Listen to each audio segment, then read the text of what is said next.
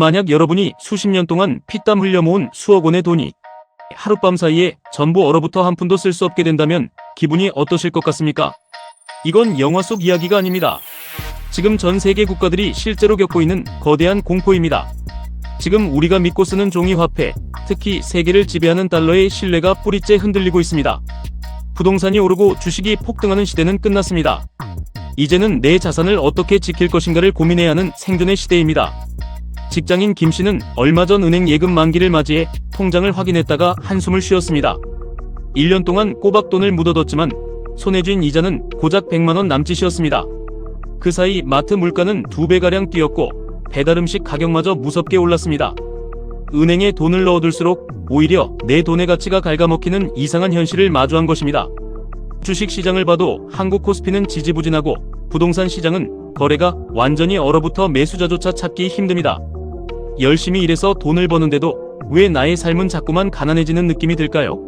그 이유는 여러분의 잘못이 아니라 전 세계 금융 시스템의 축이 거대하게 이동하고 있기 때문입니다. 대다수의 사람들은 위기가 오면 그저 상황이 좋아지기만을 기다리며 안정지대에 머무릅니다. 하지만 세계 시장을 움직이는 진짜 거물들은 이미 대중과 완전히 반대로 움직이고 있습니다. 경제 위기 속에서 부동산과 주식이 힘없이 무너질 때 홀로 역대 최고가를 경신하며 폭등하는 자산이 있습니다. 그것은 바로 인류 역사상 가장 오래된 안전자산, 금입니다. 국제금 시세는 온스당 5,000달러를 가볍게 넘어서며 역사상 그 누구도 보지 못한 가격을 기록하고 있습니다. 한국에서도 금한돈의 가격이 이미 60만 원을 돌파하며 서민들이 접근하기조차 어려운 자산이 되었습니다. 과거 1998년 IMF 외환 위기 시절을 기억하십니까?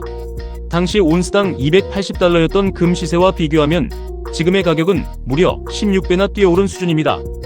당시 우리 국민들이 나라를 살리겠다고 모았던 225톤의 금을 지금 가치로 환산하면 무려 32조 원에 달합니다.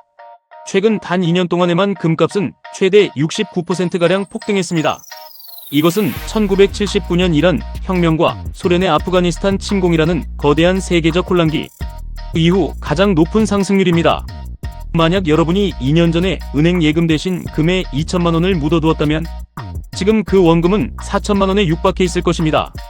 똑같은 돈을 은행에 넣은 사람은 고작 150만 원의 이자를 받을 때 금을 선택한 사람은 자산을 2배로 불렸습니다. 그런데 여기서 정말 중요한 사실이 있습니다. 이 무시무시한 금값 폭등을 이끄는 주체가 평범한 개인 투자자들이 아니라는 점입니다.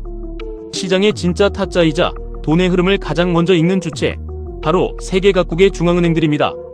전 세계 중앙은행들은 최근 한 해 동안에만 무려 1,000톤이 넘는 금을 쓸어 담았습니다. 이는 글로벌 금융시장의 판도가 뒤흔들렸던 1967년 이후 수십 년 만에 처음 있는 최대 규모의 매입량입니다.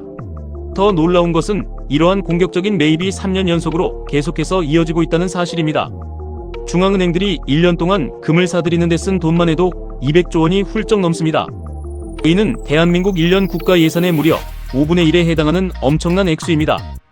2010년 이전까지만 해도 전 세계 중앙은행들은 금을 거추장스러운 자산으로 여겨 내다 팔기에 바빴습니다. 하지만 2010년을 기점으로 매입으로 돌아서더니 최근 몇 년 사이에는 그 규모가 폭발적으로 늘어났습니다. 상식적으로 생각해보면 지금은 전 세계적으로 금리가 매우 높은 시기입니다. 은행에 돈을 맡기거나 국채를 사면 이자를 두둑이 주는데 왜 이자 한 푼 주지 않는 금을 사들이는 걸까요? 이것은 개인들의 단순한 투자 심리나 투기 열풍으로는 절대로 설명할 수 없는 현상입니다. 국가 단위에서 달러에 대한 의존을 강제적으로 줄이겠다는 거대한 전략적 결정이 내려진 것입니다. 게다가 중앙은행들의 금 보관 방식마저 완전히 바뀌고 있습니다. 과거에는 보안과 관리가 편하다는 이유로 영국 영란은행이나 미국 지하금고에 금을 맡겨두는 경우가 대부분이었습니다. 하지만 지금은 인도 같은 신흥국들이 수백 톤의 금을 자국 땅으로 직접 실어 나르고 있습니다. 수수료와 엄청난 운반 비용을 감당하면서까지 왜 굳이 금을 내 눈앞에 가져다 두려는 것일까요? 이것은 수익을 내기 위한 투자가 아닙니다. 서방의 금융 시스템을 더 이상 믿지 못하겠다는 공포와 생존 본능에서 나온 행동입니다. 이 거대한 변화의 서막은 2022년 러시아와 우크라이나의 전쟁에서 시작되었습니다. 미국과 유럽은 전쟁이 터지자마자 러시아가 서방 금융 시스템에 맡겨두었던 3천억 달러의 자산을 동결시켰습니다. 우리 돈으로 무려 400조 원이 넘는 거액입니다. 한 국가가 수십 년 동안 석유와 가스를 팔아 피땀 흘려 쌓아온 외환 보유액의 절반이 하룻밤 사이에 증발한 것입니다. 제2차 세계대전 이후 달러는 세계 무역의 절대적인 기준이자 안전한 결제 수단이었습니다. 하지만 이 사건을 계기로 전 세계는 큰 충격에 빠졌습니다. 달러가 언제든지 자국의 목을 겨누는 치명적인 무기가 될 수 있다는 것을 똑똑히 목격했기 때문입니다. 러시아의 비참한 결말을 지켜본 중국, 인도, 사우디아라비아 등 신흥국들은 깊은 공포를 느끼기 시작했습니다. 미국의 눈밖에 나는 순간 자신들의 자산도 언제든 휴지 조각이 될 수 있다는 것을 깨달은 것입니다. 이에 따라 중국은 무려 15개월 연속으로 금을 사들이는 동시에 보유하고 있던 미국 국채를 무섭게 팔아치우고 있습니다. 유럽의 폴란드 역시 금 보유량을 550톤까지 늘리며 국가 자산의 30%를 금으로 채우겠다는 극단적인 목표를 세웠습니다. 이제 국가들은 은행이라는 시스템 자체를 신뢰하지 않습니다. 내 손으로 직접 쥘 수 있는 실물금만을 신뢰하는 시대가 온 것입니다. 실제로 외국 중앙은행들이 미국 국채를 매도하는 규모는 2008년 글로벌 금융위기 이후 최대치를 기록하고 있습니다. 과거에는 국가에 돈이 없어서 급하게 쓰려고 미국 국채를 팔았습니다. 하지만 지금은 돈이 없어서가 아니라 미국의 신용을 믿지 못해서 국채를 던지고 있습니다. 이것이 바로 달러 패권의 침몰을 알리는 명확한 신호입니다. 여기서 우리가 정말 주목해야 할 점은 우리 대한민국이 이 달러 변동 리스크에 엄청나게 노출되어 있다는 사실입니다. 한국은 외환시장 규모 대비 환율 변동 위험을 나타내는 지표가 주요국 중 4번째로 높습니다. 달러 중심의 금융체제가 조금만 흔들려도 우리 경제는 다른 나라보다 훨씬 더 큰 타격을 입게 된다는 뜻입니다. 그런데 왜 하필 금일까요? 세상에는 수많은 자산이 있는데 왜 전 세계가 금으로만 몰려들까요? 금은 그 어떤 강력한 국가라도 얼리거나 동결시킬 수 없는 물리적인 실물 자산이기 때문입니다. 미국이 통제하는 금융 시스템밖에 존재하기 때문에 압류 자체가 불가능합니다. 여기에 더해 지금 세계 경제는 인류 역사상 단 한 번도 경험하지 못한 엄청난 빚더미에 올라앉아 있습니다. 전 세계 총 부채는 무려 3,480조 달러로 전 세계 모든 국가가 1년 동안 벌어들이는 국내 총생산의 30배가 넘습니다.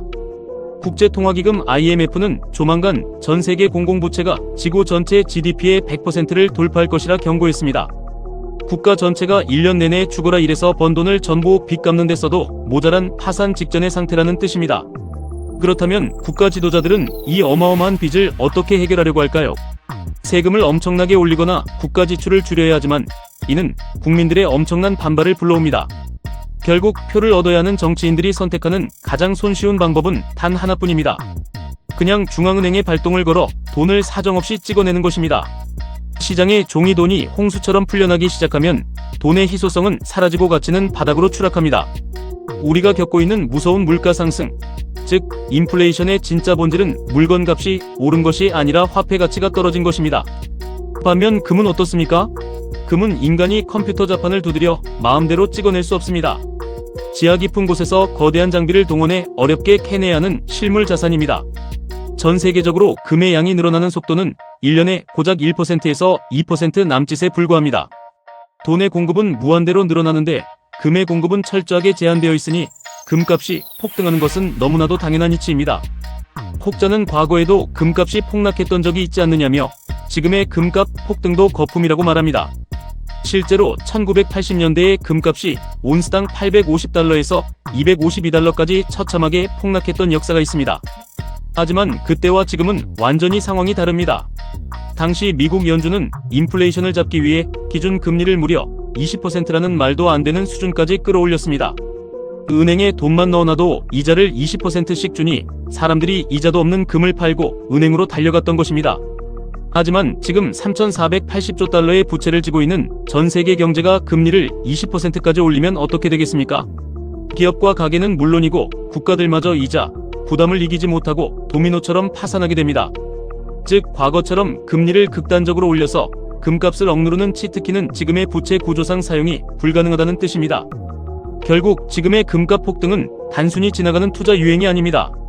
달러의 무기화로 인한 신뢰 하락, 역사상 최대 규모의 국가 부채와 통화 발행, 수요 폭발 대비 제한된 공급, 그리고 금값을 낮출 수 있는 차단책의 부재라는 4가지 거대한 톱니바퀴가 동시에 맞물려 돌아가는 구조적인 현상입니다. 엄밀히 말하면 금의 가치가 오른 것이 아닙니다. 우리가 믿고 썼던 달러와 종이 화폐의 가치가 끝없이 추락하고 있는 것입니다. 지난 80년 동안 세계를 지배해온 달러 중심의 금융 질서가 무너지고 중심축이 이동하고 있습니다. 이 거대한 흐름 속에서 그저 은행 예금만 믿고 아무런 준비를 하지 않는 대중들은 조용히 가난해질 수밖에 없습니다. 세상의 판도가 바뀔 때 누군가는 위기에 무너지지만 돈의 흐름을 정확히 읽는 누군가는 인생 최대의 기회를 잡습니다. 지금 세계 움직임을 주도하는 건물들이 어디로 향하고 있는지 그 이면의 진실을 반드시 꿰뚫어 보셔야 합니다. 지금 당장 내 자산을 지키기 위한 행동을 시작해야 할 때입니다. 오늘 준비한 영상은 여기까지입니다. 세계 금융시장의 거대한 변화 속에서 여러분의 소중한 자산을 지킬 수 있는 유익한 인사이트가 되셨기를 바랍니다. 오늘 영상이 도움이 되셨다면 구독과 좋아요, 그리고 알림 설정까지 꼭 부탁드립니다. 여러분의 응원이 다음 영상을 만드는 데 가장 큰 힘이 됩니다. 지금 이 경제위기 상황에 대해 여러분은 어떻게 생각하시는지 자유로운 의견을 댓글로 남겨주세요. 끝까지 시청해주셔서 감사합니다.